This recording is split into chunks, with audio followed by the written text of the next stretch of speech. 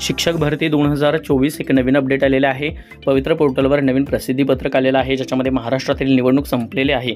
आता भरतीची प्रोसेस चालू होणार का, त्याच्यामध्ये काही गोष्टी दिलेल्या आहेत। चला पाहूया हे नवीन प्रसिद्धीपत्रक आणि कसे डाउनलोड करायचे, कुठे पाहायचं, न्यूज बुलेटिनला काय नवीन अपडेट आहे, संपूर्ण डिटेल या व्हिडिओमध्ये आपण पाहणार आहोत।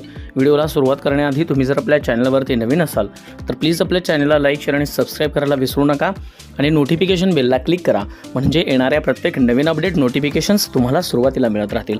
चला पाहूया ही महत्त्वपूर्ण अपडेट व तसेच न्यूज बुलेटिनमध्ये दिलेली इतर संपूर्ण माहिती, प्रसिद्धीपत्रकात काय म्हटलं आहे आणि कसे करायचे डाउनलोड। तर सुरुवातीला तुम्ही गूगल ओपन करा, गूगल सर्चमध्ये त्याच्यामध्ये तुम्हाला फक्त पवित्र पोर्टल हे टाईप करायचं आहे।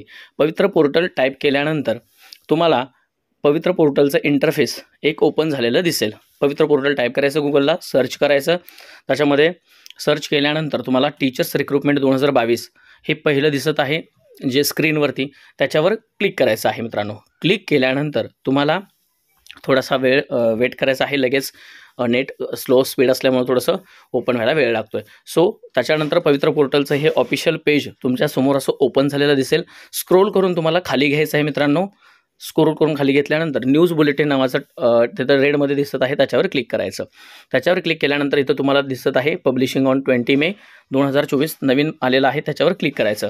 ती PDF डाउनलोड होईल, प्रसिद्धीपत्रक डाउनलोड होईल, त्याला तुम्ही ओपन करा। मग ते कशामध्ये, हे ॲडोबमध्ये ओपन होईल किंवा तुमच्याकडे WPS ऑफिस असेल तर त्याच्यामध्ये ओपन होईल किंवा गुगल ड्राईव्हला ओपन होईल।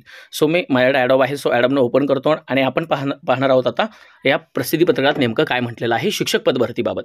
सो याच्यामध्ये त्यांनी सांगितलेलं आहे की 4474 जे अभियोग्यता धारक आहेत त्यांना नियुक्ती आदेश देण्यात आलेले आहेत। तसेच 4094 उमेदवार हे प्रत्यक्ष रुजू झालेले आहेत।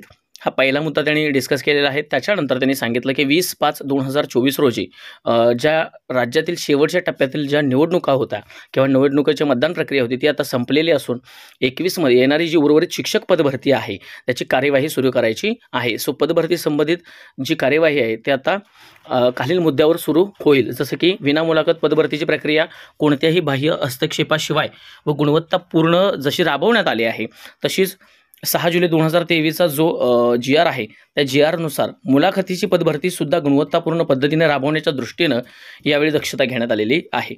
30 गुणांची जी कौशल्य चाचणी होणार आहे, ज्याच्यामध्ये तुमचा इंटरव्ह्यू असेल, त्याच्यासाठी एक स्टँडर्ड ऑपरेटिंग प्रोसिजर म्हणजे ज्याला SOP म्हणतो आपण, मानक कार्यपद्धती तयार करण्यात येणार असून समांतर फेरी तसंच न्यायिक प्रकरणी व तत्सम बाबी संदर्भात शासन स्तरावरूनच कार्यवाही होणार आहे। त्यामुळे ही पारदर्शक होईल आणि याची योग्य वेळी व्यवस्थित माहिती तुम्हाला न्यूज बुलेटिनद्वारे प्रोव्हाइड करण्यात येईल असं या प्रसिद्धीपत्रकात म्हटलेलं आहे।